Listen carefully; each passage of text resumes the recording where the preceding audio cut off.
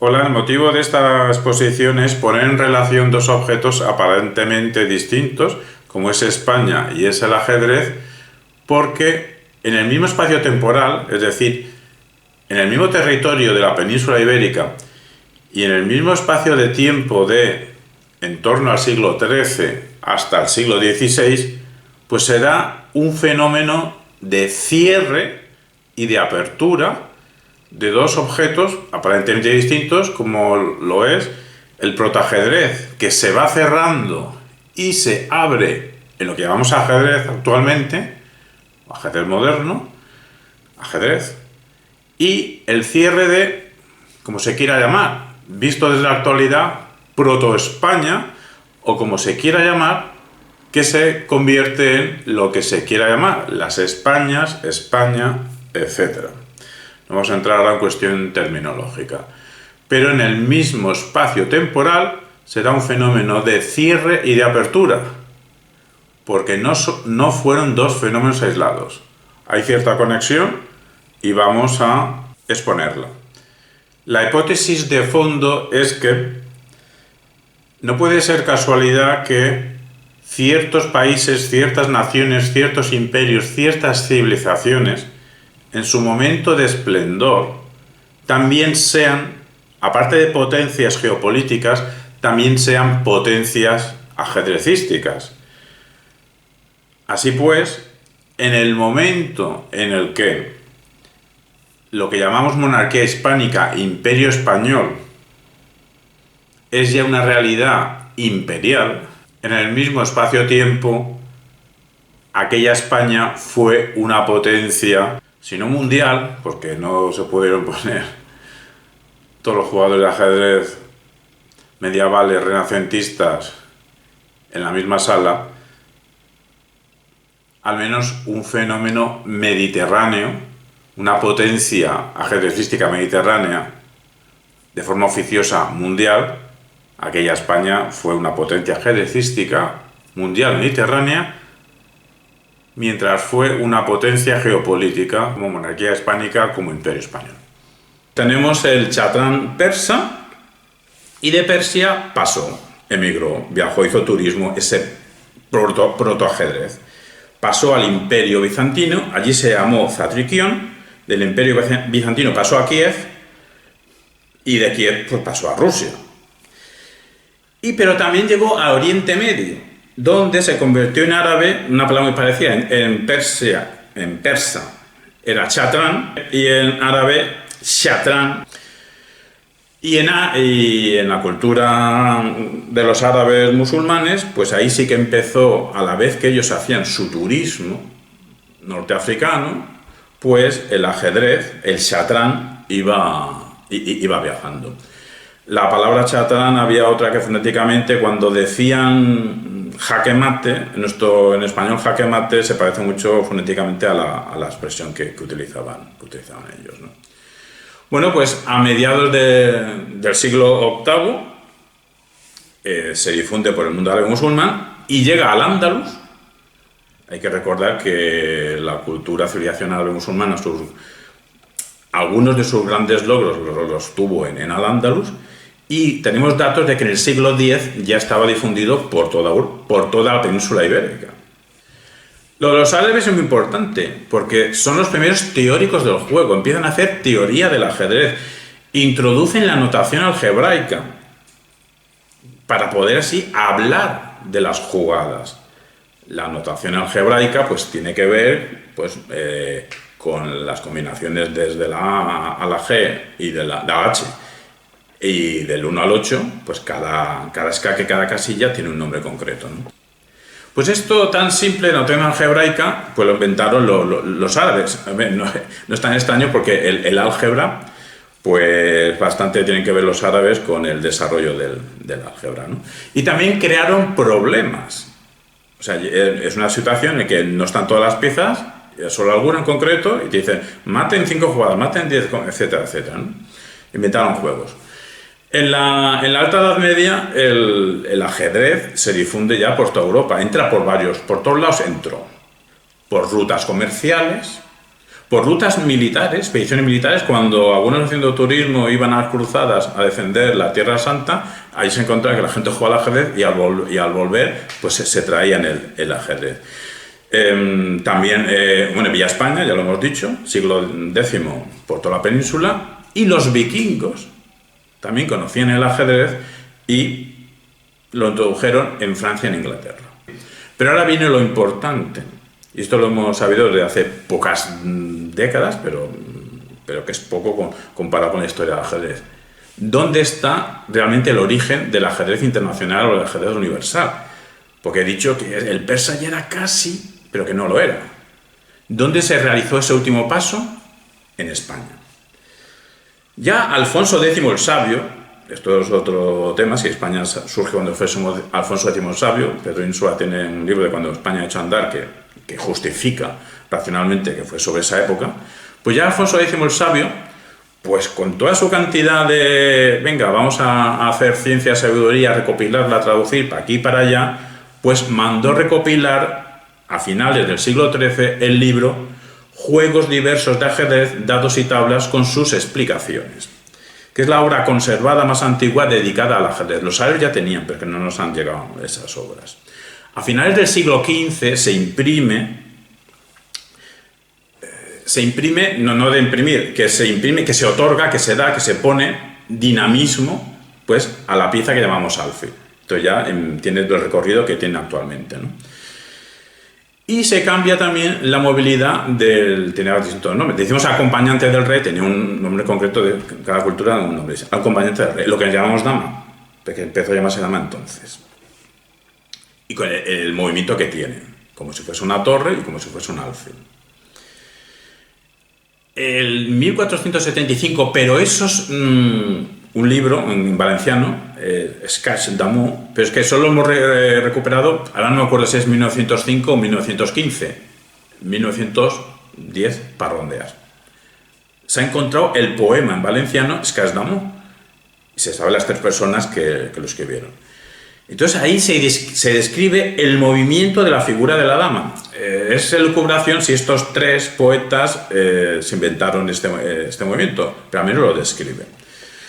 Entonces, el cierre, claro, a veces podrías decir el origen, es que origen del ajedrez, es que con el recorrido que tiene antes, no, origen, ¿no? El cierre de toda esta evolución, porque ya no evolucionó más, hay propuestas, que el cierre del ajedrez es, en su versión moderna, es el círculo literario en torno a 1470-1490 de unos poetas en torno a Valencia. ¿Vale? Ya sabemos cómo se mueve. ¿Pero de dónde salió esa inspiración? Eso ya lo sabemos. Ahora, desde hace poco. En 1474, tras fallecer Enrique IV, rey de Castilla, le sucedió su hermanastra Isabel, que previamente de ser coronada ya había demostrado su capacidad gestora, su gran habilidad política y de liderazgo. Cualidades que desarrolló aún más cuando fue reina. Así, y esto es lo importante, la pieza de la dama en el tablero es el producto directo de la figura de Isabel de Castilla, más adelante, ya en vida de ella, llamada Isabel la Católica. Bueno, eran los reyes católicos. Pues de esta manera, España es diremos ahora origen, pero cierre. España es el origen del ajedrez como se juega actualmente. Es el origen del deporte del ajedrez, España, de su última mutación. Y tal como se cerró en aquel momento, se sigue jugando hasta la actualidad, que estoy grabando en 2 de enero de 2024. Pues entonces ya hacemos ya explícita una tesis que nos estamos basando, es una tesis de Kasparov. Su tesis de el vínculo brutal entre el ajedrez y el entorno social. Esa es la tesis de Kasparov. Yo la acepto, la mantengo, la voy a desarrollar, pero incluso hago la elucubración de que es que lo mismo también ocurre, eso se cumple y al revés, de que el ajedrez puede tener influencia en el entorno social. Nosotros esto lo desarrollamos de que en cierta medida hay cierto paralelismo, no es que sea exactamente igual, hay excepciones y muchas, un montón, entre la nación dominante geopolíticamente en un momento dado y la nación, bueno, la potencia ajedrecística. ha coincidido muchas veces. ¿No coincide siempre? No, no siempre coincide, ¿no? Pero es un dato ahí que a subrayar, que es lo que va esta exposición. Entonces, en este caso de España, en la época en que la monarquía hispánica se está convirtiendo en todo un imperio, el imperio español, pues tenemos varias cosas que confirma todo esto del arranque del ajedrez tal y como lo conocemos en España. ¿Pero por qué? Es que tenía que ser precisamente España, porque España era la potencia geopolítica, cultural y científica. En 1495, primer tratado de ajedrez moderno por Francesc Vicent. También, es que a lo mejor he dicho origen español, a lo mejor pues alguno podría aprovechar y decir, no, origen español no, origen catalán, ¿no? Bueno, Francesc Vicent. Libro de los juegos y partidas de ajedrez, el número de 100. 1427, Luis Ramírez de Lucena publica el libro impreso, este sí está imprimido, el libro impreso sobre ajedrez más antiguo que tenemos. Repetición de amores y arte de ajedrez. De amores. Se me olvidó decir que cuando en la Edad Media el ajedrez se popularizó mucho entre los nobles porque era la única situación social en la que un hombre y una mujer podían estar a menos de 1 metro horas y solos. No sé si por eso jugaban tanto, por lo menos una cuestión de ir hablando de sus cosas. Pues en este libro de repetición de amores y arte de ajedrez se establece la normativa que es actual. Es que no se ha cambiado. Y se establece la diferencia entre la versión antigua, la versión vieja, y la versión nueva. La versión nueva es ya con la dama que se mueve con su totalidad. Y está físicamente en la Universidad de Salamanca. ¿Y dónde está? Dentro de una cámara acorazada. Porque tiene un gran valor. ¿Conocéis el personaje Calisto de la Celestina? Pues está inspirado en este tal Lucena. Y ahora viene lo bueno, pero es que lo anterior no es insignificante. El primer campeón mundial de ajedrez oficioso, no de una forma oficial, oficioso, pero esto es reconocido, no es que lo diga yo, es decir, que en cualquier libro de ajedrez, el primer campeón del mundo es Ruy López. Ruy López de Segura. ¿Por qué? Por ganar en 1560, cuando se fue a Roma por cuestiones eclesiásticas que trabajaba para la corona, Felipe II, pues allí había jugadores fuertes, italianos, es que Italia no existía, jugadores que vivían en Roma, de la península itálica, pues Leonardo da Cutri y Paolo Boy. Eran los más fuertes de la época y Ruy López de Segura, que era clérigo. En aquel momento la mayoría de las personas intelectualmente potentes en España eran clérigos. Pues les ganó con claridad. Y se supone que eso es el primer campeonato mundial oficioso. Casi todo, desde Ruy López hasta la actual, bueno, ahora no sé si Magnus Carlsen ha publicado algo, pero es fácil comprobable. La inmensa, es que iba a decir todos, iba a decir que todos los campeones del mundo de ajedrez han publicado su libro de ajedrez. Y eso sería interesante, una recopilación todos juntos, etc. Bueno, pues el suyo, que es el primero de campeones del mundo, que sea oficioso, 1561, es el libro de la invención liberal y arte del juego del ajedrez. El adjetivo liberal en España tenía un componente distinto al que lo tiene ahora. Editado en Alcalá de Henares, que era una potencia intelectual, y sirvió de guía para ajedrecistas hasta el siglo XVIII.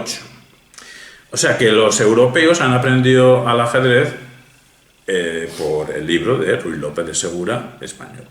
Aunque no hay constancia de que Ruy López jugase nunca la apertura llamada Ruy López o la apertura española, esa que las blancas hacen 3 a B5, o sea, el alfil casi a B5, tras haber empezado E4, E5, pues las blancas caballo F3 y las negras caballo C6. Si el blanco hace la casilla, el alfil, a atacar el caballo que está atacando el otro, que defiende al peón, pues eso se llama apertura Ruy López o apertura española.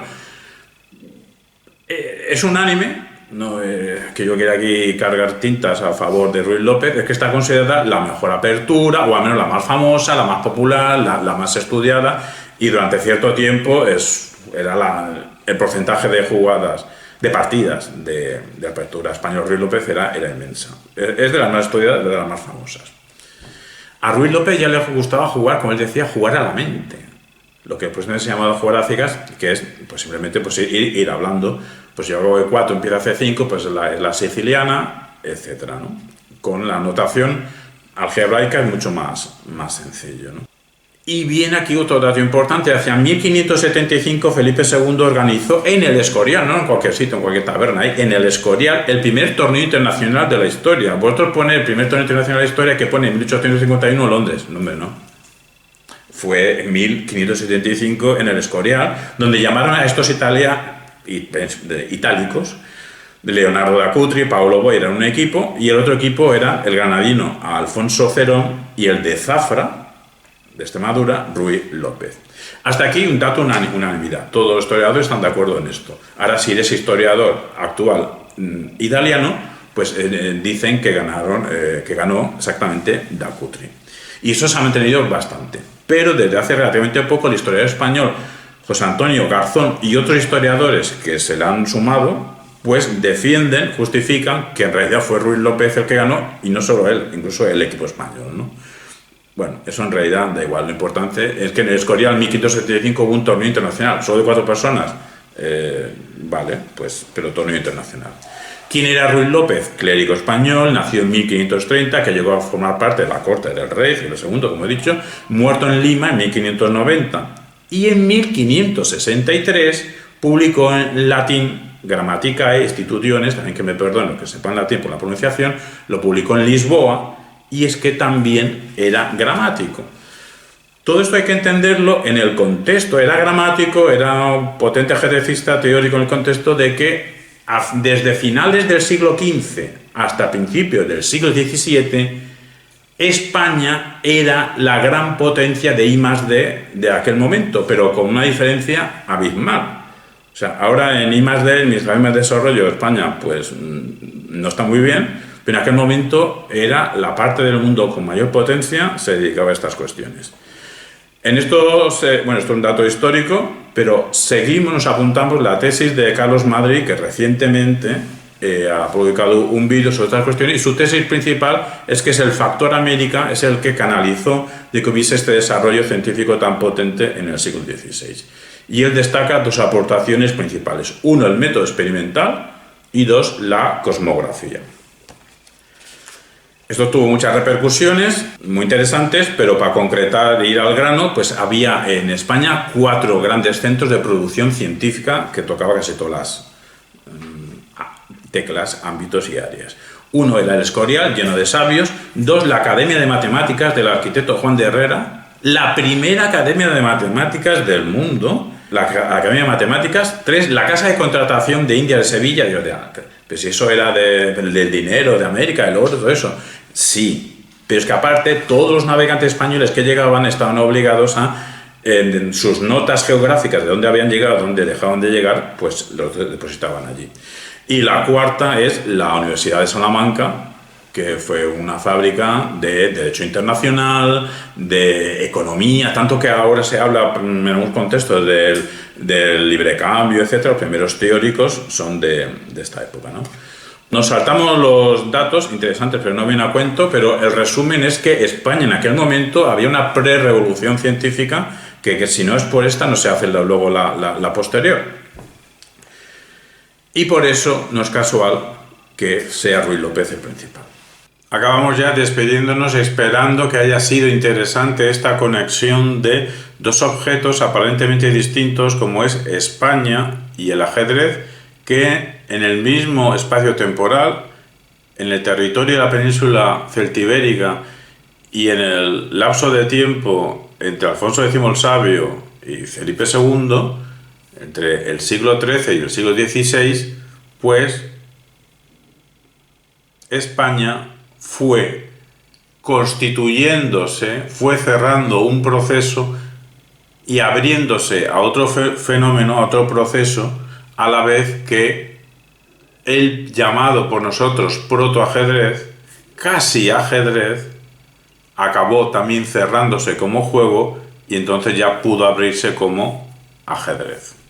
Son varios momentos los que confluyen, no es casualidad que una civilización, un imperio, un país, un reino, una nación sea potencia geopolítica, con que a la vez también sea potencia ajedrecística, pero en el caso español que nos ocupa, una figura central es la figura de la mujer Isabel, de la reina Isabel.